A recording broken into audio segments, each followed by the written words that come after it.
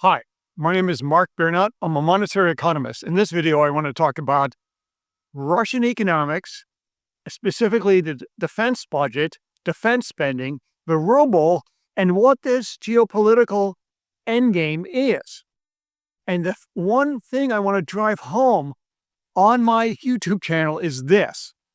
It's not about the size of the economy or the size of the country. It's about the economic system. Which economic system do you think is a superior system? Is it serfdom, despotism, mercantilism, or is it the free market? Is it freedom, transparency, openness, trade? So I'm going to take a look at today, and that's one of the underlying premises of this channel, and I base it on economic theory. But today I want to drill down specifically on the Russian defense budget. Okay?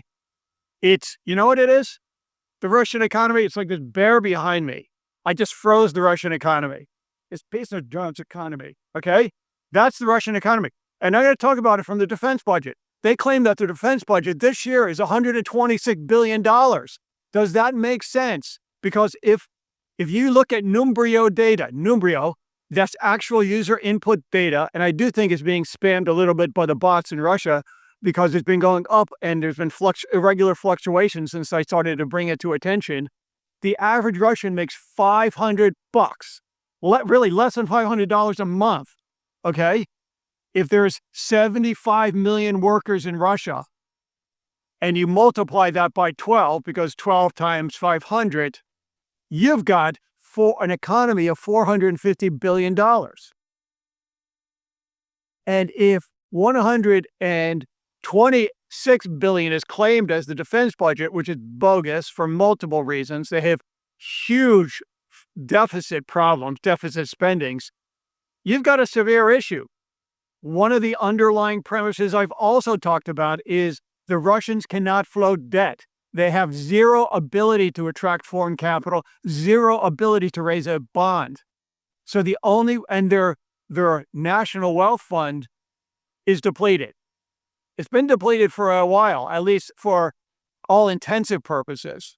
Maybe if, the Tsar sold all his houses and his personal assets, but he's not going to do that, right? We know that.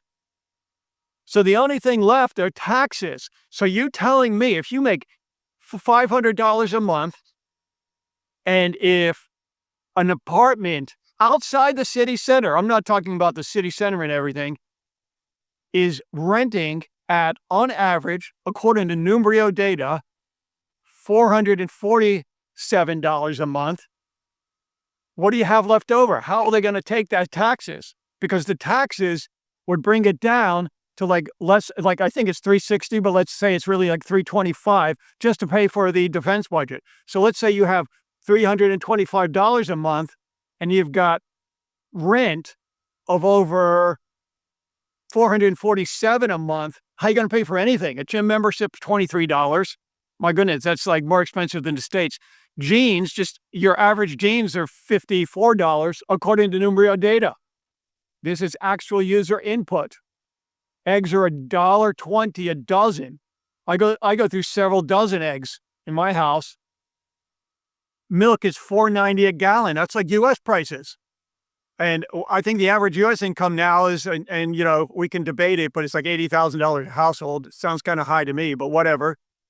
How are you going to do it when you're already in debt and you can't make the cash flow payments? So again, if the average Russian is making $500, the defense budget, as claimed by mighty Russia, in big quotes, sarcasm, is $126 billion. But if you multiply out 75 million workers times 12 times 500, okay, you only have an economy of $450 billion. Much of it goes to other things. So that means, like I said before, if every Russian was just laying in the field collecting rainwater with their mouth and eating grass like cows, they still would be in debt. It's just not mathematically possible. So this whole idea that the Russians can outbluff people, they can say their economy is bigger than it is. They can say the defense budget is bigger than it is. Most of it's just, everybody's pressing each other's pants. They're taking debt from one person in taxes and then paying it out into, new conscripts who are being paid ridiculous amount of money. That doesn't leave a lot for high technology. They're really just depleting the stores of this old Soviet Union, as we've said. So it is not about the size of the Russian economy versus the Ukraine economy. It is not about the size of the country. It's about the economic system. I stand for transparency, democracy, free market to make the world a better place. And that's what Ukraine stands for. It's one of the many reasons I think Ukraine's going to win, and I stand for it. I can back up my bet on that. Where Russia stands for nothing more than serfdom, despotism, non-transparency, corruption, a mafia state. If you're a thinking person, who would you put your bet on? So any numbers, any data coming out, including the defense budget, is ridiculous. They're trying to do that as their last gasps, okay, of fear. I wish I could tell you about a story about these water moccasins in, my Florida home, but I don't think it's YouTube algorithm appropriate. But they're on their last gasp, and I see what happens on last gasps. Okay, what about the asset? And I think you know who I'm talking about. In my last video, I was a little bit kind to the asset, but let's talk about could be an asset. We don't know. In last video, I was just speculating. But either way, it doesn't matter. The only way Russia, it can become unfrozen if the assets become unfrozen. These frozen Russian assets and sanctions are lifted. That's the only way. And even that will be a struggle. It'll be a struggle to get it past Congress. It'll be a struggle to get it past Europe, and they will. Don't you see, Ukraine has more to offer to the U.S. than the U.S. has to offer to Ukraine. It only got like 10% of the promised armaments this year. So again, it's not about who supports who and who has a bigger country and economy and can wave a bigger stick and can boast a bigger defense budget.